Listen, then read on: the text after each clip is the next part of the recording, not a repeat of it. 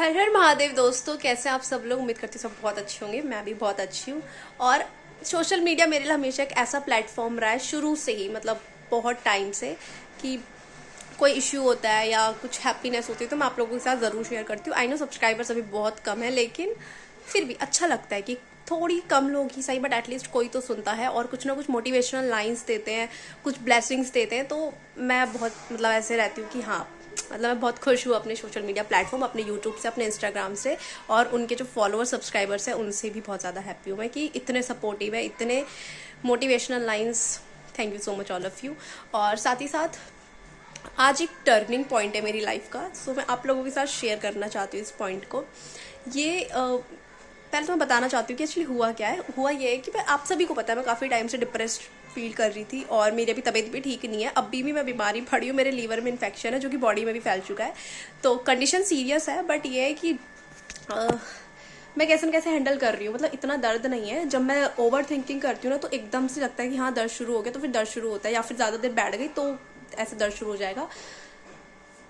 तो that's it. यही था मेरी लाइफ में अभी बीमारियों का और दुख दर्द का। लेकिन जो मम्मी पापा के चक्कर में डिवोर्स का भी डिप्रेशन था, सब ऐसे आउट होता जा रहा ना माइंड से धीरे धीरे। तो मैं आप लोगों के साथ बस इसलिए शेयर करना चाहती हूँ ताकि एक ना मेमोरी मेरे लिए भी बन जाए, और साथ ही साथ मैं हर एक चीज़ शेयर करती हूँ। मेरे जब बुरा टाइम चल रहा था उस टाइम भी मैंने यूट्यूब पे सब कुछ शेयर करा है आप सब लोगों के साथ। तो मैं चाहती हूँ कि जब अच्छा टाइम अब स्टार्ट हो रहा है धीरे धीरे, तो क्यों ना अब इसको भी शेयर करा जाए, राइट। तो आज मैं एक चैलेंज ले रही हूँ, और वो चैलेंज मैं इसलिए ले रही हूँ क्योंकि वो मेरी कमज़ोरी है और मैं चाहती हूँ कि मैं उस कमज़ोरी से लड़ूँ, और उस कमज़ोरी से लड़ाई करने के बाद ना मैं बहुत पावरफुल बन जाऊँ। बस इस वजह से मैं एक चैलेंज लेना चाहती हूँ। और मुझे लगता है कि मतलब माइंडसेट तो मेरा ऑलरेडी चेंज हो ही चुका है, क्योंकि ओवर थिंकिंग अब ऐसा लग रहा है ना कि निकल गई है, ऐसे हवा में ऊपर निकल गई है। क्योंकि अब मेरे को पास्ट की टेंशन नहीं है, मुझे फ्यूचर की मैं सोच ही नहीं रही। मतलब पास्ट में जो हो गया उसका सोच नहीं रही, फ्यूचर की मुझे टेंशन नहीं है। प्रेजेंट में जी रही हूँ, जो हो रहा है उसके साथ हैप्पी हूँ। That's it. तो अभी मैं एक चैलेंज ले रही हूँ। अभी शाम के 5 बज रहे हैं, और रात को जब पापा आएंगे तो मैं पापा से रिक्वेस्ट करने वाली हूँ कि पापा पापा प्लीज़ मुझे अकेले मेट्रो पे ट्रैवल करने के लिए राजीव चौक तक भेज दो। तो देखते हैं कि पापा भेजते हैं या फिर नहीं भेजते। और ये वाला ब्लॉग मैं तब डालूंगी जब मैं राजीव चौक से वापस आ जाऊंगी, ठीक है। क्योंकि मेरे को और कहीं जगहों का इतना पता नहीं है, या अगर पापा राजीव चौक के लिए मना करेंगे तो हमारे घर के या मेरे खाने के कुछ नहीं हो रही। मैंने इयररिंग्स इसलिए नहीं पहनती हूँ गाइस। मैं इयररिंग्स पहनती हूँ ना लोकल वाले, मेरे ऐसे होने लग जाता है, पता नहीं रशिस अजीब से होते हैं। बट ओके, क्या कहती हूँ, हाँ अगर पापा राजीव चौक के लिए मना करते, क्योंकि वैसे राजीव चौक बहुत दूर है, मेरे को लगता नहीं है कि पापा वहाँ के लिए हाँ करेंगे। बट फिर भी एक ऑप्शन, मैं फर्स्ट ऑप्शन राजीव चौक ही रखूँगी कि मेरे को राजीव चौक जाना है। वहाँ पे जो हनुमान जी का और शिव जी का मंदिर है वहाँ पर। और अगर वहाँ के लिए पापा मना करते तो मेरे घर के पास कालका जी मंदिर है, क्योंकि मैं दिल्ली रहती हूँ तो ऑफकोर्स कालका जी मंदिर ही पास होगा, राइट। तो मैं कालका जी मंदिर जाऊँगी। मेरे घर से सिर्फ आधा या पौने घंटे का रास्ता है यहाँ से कालका जी मंदिर का। तो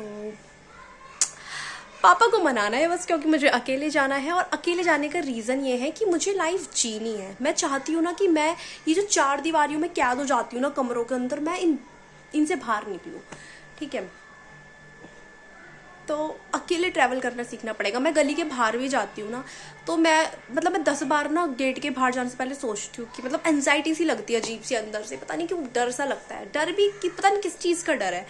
यहाँ पर सब आसपास रिलेटिव्स है, बगल में मेरे दादाजी लोगों का घर है, आसपास गली में इतने रिलेटिव्स भरे हैं, फिर भी मुझे डर लगता है, पता नहीं। खैर जो भी है, लेकिन अभी मेरे को अकेले जाना सीखना है। मैं चाहती हूँ कि मैं सीखूँ, मैं स्ट्रांग बनूं। मैं स्ट्रांग हूँ, मेरे को पता है कि मेरे अंदर बहुत सारी काबिलियत है। मैं जो चाहूँ वो कर सकती हूँ अपनी लाइफ में। मैं चाहूँ तो ऐसे चुटकी बजा के पॉजिटिविटी और चुटकी बजा के नेगेटिविटी ला सकती हूँ अपनी लाइफ में भी और अपने आसपास के लोगों की लाइफ में भी। तो मेरे को पता है कि मैं बहुत स्पेशल हूँ, मेरे को पता है कि मैं बहुत स्ट्रांग हूँ, मेरे को पता है कि मैं बहुत अच्छी हूँ।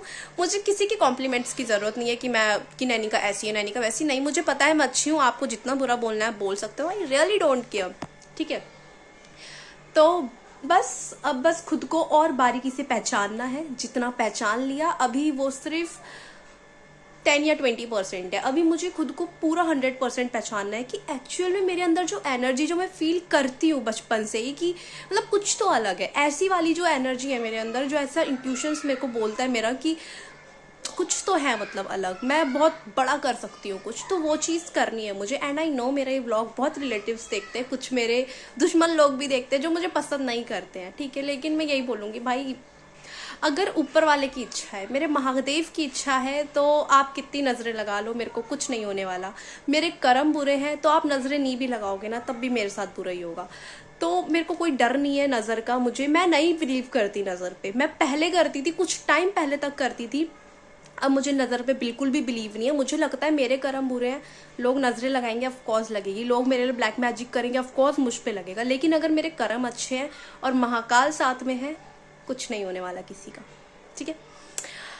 That's it. अभी व्लॉग आएगा जब मैं घूम फिर कर वापस आ जाऊंगी, देन उसके बाद, इस वाले व्लॉग के बाद, अगर बाई चांस पापा ने हाँ कर दिया तो फिर इसके बाद वाला व्लॉग आएगा, अगर ट्रैवलिंग का कुछ होता है। लेकिन जो भी होता है मैं आपको इसी वाले व्लॉग में बाद में बताऊंगी, रात को जब पापा से बातचीत करके, कि पापा ने हाँ बोला या फिर ना बोला, ठीक है। जो भी होगा आप लोगों के साथ शेयर करूंगी। एंड पापा अगर मना भी कर देते हैं तो फिर कुछ और देखते हैं क्या करना है लाइफ में आगे। क्योंकि मेरे को ये है कि थोड़ी इंडिपेंडेंट मैं हूँ, मेरे पापा बहुत सपोर्टिव है, बट मेरे पापा मेरे को अकेले भेजने में इसलिए डर रहे हैं क्योंकि उनको पता है कि उनकी बेटी बहुत ज़्यादा वीक है। ऐसा उनको लगता है कि मतलब मेरी आदत ऐसी है, अगर 4 जने बाहर बीच रोड पे लड़ाई कर रहे हैं और अगर मैं बीच में पड़ गई हूँ, मतलब मेरा कोई टॉपिक है और मेरी उससे अगर किसी की लड़ाई हो रही मेरी वजह से, तो मैं फिर सबको मतलब ऐसे चप्पड़ मार के ना ढंग से सीधा कर सकती हूँ। मेरे को इतनी अपने अंदर पता है कि मैं इतनी स्ट्रांग हूँ। बट मेरे घर वालों को ऐसा लगता है कि ये अभी बच्ची है, क्या कर सकते हैं। फिर पिता तो पिता होते हैं ना, उनके लिए तो बच्चे चाहे 40-50 साल के हो जाए, बच्चे ही रहते हैं, है ना। तो पापा को डर है कि ये लड़की अकेले जाएगी, इसको एंजाइटी ना हो जाए, अगर कोई इसको कुछ गलती से कुछ रास्ते में बोल ना दे, ये डर जाए, इसको एंजाइटी हो जाए, ये बीमार पड़ जाए, इसका बीपी हाई लो कुछ हो जाए ऐसा। तो पापा को इस वजह से डर है, इसलिए पापा मुझे अकेले नहीं भेजते। अदरवाइज मेरे पापा बहुत सपोर्टिव है, मतलब वर्ल्ड बेस्ट फादर है मेरे। हाँ, मेरे को कभी कभार पापा की कुछ चीज़ों में गुस्सा आ जाता है, बहुत गुस्सा आता है मेरे को, मैं पापा से बहुत लड़ाई करती हूँ। मतलब पापा घर में घुसते हैं, पहले तो पापा मुझे खुद ही बोलते रहते हैं, ये काम क्यों नहीं करा, वो काम क्यों नहीं करा, ये नहीं करा, वो नहीं करा। अब मैं 3 दिनों से बीमार पड़ रखी हूँ, मजाल है कि मेरे पापा मुझे बोल रहे हैं, नहीं का इस बेड से तू खड़ी उठ। नहीं, मतलब ही नहीं है, मैं यहीं पड़ी रहती हूँ पूरे दिन। पापा सुबह जाते हैं, देखते हैं कि अच्छा ये लड़की यहाँ सो रखी है इसी बेड में, और जब वापस आते हैं देखते हैं अच्छा ये अभी भी यहाँ पर ही है। पर मजाल नहीं है पापा की कि पापा बोलते क्यों, क्योंकि पापा को पता है कि इसकी तबीयत ठीक नहीं है, तो फिर बोलते ही नहीं है कुछ। शायद इसे ही बोलते हैं सपोर्टिव फादर। तो दैट्स इट। जो भी होता है आगे बताते हैं, और चैलेंज एक्सेप्टेड, दैट्स इट। और क्या ही बोलूँ, चैलेंज एक्सेप्ट है। एक तो राजीव चौक का और एक कालका जी का। बाकी all of you bye bye, take care. जो भी होगा रात को पापा से बात करके बताते हैं। बाय। कैसा हो सकता है ये, मतलब मैंने एक बार बोला पापा को मैं भी खुद हैरान हूँ कि कैसे हो सकता है। मैंने पापा को सिर्फ इसलिए कॉल करा था क्योंकि मैं डेली शाम को पापा को कॉल करती हूँ कि पापा कहाँ हो, मतलब पापा ड्राइवर है, तो मैं पूछ रही थी कि आप अपने मतलब ऑफिस जहाँ पर पापा काम करते हैं वहाँ पर आ गए या नहीं, आप नहीं आए। तो मैंने सिर्फ ऐसे नॉर्मल पापा से बोला, एंड एक बार में हाँ, ये कैसे पॉसिबल हो सकता है भाई, आई कांट बिलीव। मैंने एक्सपेक्ट नहीं करा था। मुझे ये पता था पापा हाँ कर सकते हैं, बट मुझे डाउट ये था कि मेरी जो एंजाइटी की दिक्कत है, मेरे को जो बीपी हाई लो की दिक्कत है, कहीं उस वजह से पापा मना ना कर दे। मेरे को ऐसा था। पापा ने बोला कि फिर तेरी तबीयत, पापा ने बोली थी ये चीज़ कि तेरी तबीयत खराब हो जाएगी, अकेले कैसे जाएगी। तो एक ही बार बोला पापा ने। देन मैंने पापा से बोला कि पापा कुछ नहीं होता है, जब मैं अकेले जाना सीखूंगी तभी एंजाइटी दूर होगी, तभी तो मैं खुद से स्ट्रांग बनूंगी ना। पापा ने मेरी यह लाइन सुनी थी, एंड पापा ने बोला ठीक है, लेकिन कल नहीं परसों जाइए, क्योंकि कल संडे है, आज सैटरडे है, कल संडे है और परसों मंडे है। तो संडे को भाई घर पे रहेगा और मेरे को अकेले जाना है। भाई को मैं ट्रैवल नहीं करा सकती अपने साथ क्योंकि मेरे को दूर जाना है। तो पापा ने बोला कि अभी संडे को मेरी ड्यूटी है, मतलब कल पापा की ड्यूटी जो भी होता है, DUTY, ठीक है। पापा ने ऑफिस जाना है कल संडे को। तो मेरे को ये कि भाई को कौन देखेगा फिर, ठीक है, क्योंकि कल संडे तो भाई स्कूल नहीं जाएगा, वो घर पे रहेगा, तो मैं उसको अकेले नहीं छोड़ सकती ना ऐसे कहीं कि खुद घूमने निकल जाओ और उसको ऐसे छोड़ दो, नहीं। तो मंडे को वो स्कूल जाया रहेगा, और मंडे को पापा जब ऑफिस जाएंगे तो उस टाइम पे मुझे रास्ते पे छोड़ देंगे। देन भाई के स्कूल की छुट्टी होने से पहले 1 बजे से पहले मैं घर आ जाऊंगी मंडे को। Very happy, I can't believe. अब मैं ना ड्रेस सेलेक्ट कर लेती हूँ फटाफट से, मैं क्या ड्रेस पहन के जाऊँ। आई यार मेरे को सच में यकीन नहीं हो रहा है, मेरे पापा ने हाँ कर दिया। मतलब एक बार में हाँ कर दिया, और मैं सच में कुछ तो ना मुझे इस वजह से ज्यादा बिलीव नहीं हो रहा है कि मैं सच में अकेले ट्रैवल करूंगी। अभी ना अब मैं पूरा सीन देखने वाली हूँ उसका। एक सेकेंड, मैं तो प्लेस पापा से कंफर्म करा ही नहीं। मैंने पापा को 2 जगह बोला था कि पापा या तो मैं कालका जी इस्कॉन जाऊंगी या फिर मैं राजीव चौक पे जो शिव जी और हनुमान जी का मंदिर है वहां पर जाऊंगी। चलो जो भी है, अगर यहाँ पास में कालका जी और इस्कॉन ही जाएंगे तो भी चलेगा, बट वहाँ मैं जा रखी हूँ ऑलरेडी। पापा से रिक्वेस्ट करके राजीव चौक बोलूंगी मैं पापा को।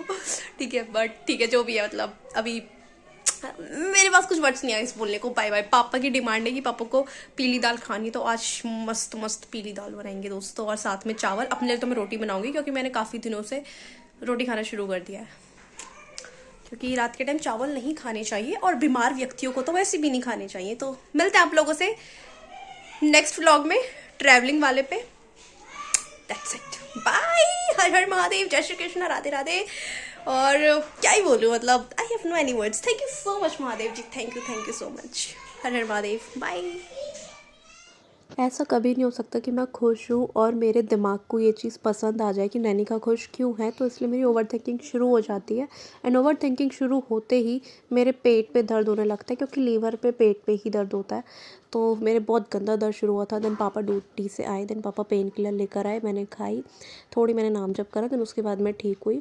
और उसके बाद फिर मेरे को पता लगता है कि मेरे पापा का धीरे धीरे मूड चेंज हो रहा है कि बेटा मैं तेरे को अकेले नहीं भेज रहा हूँ।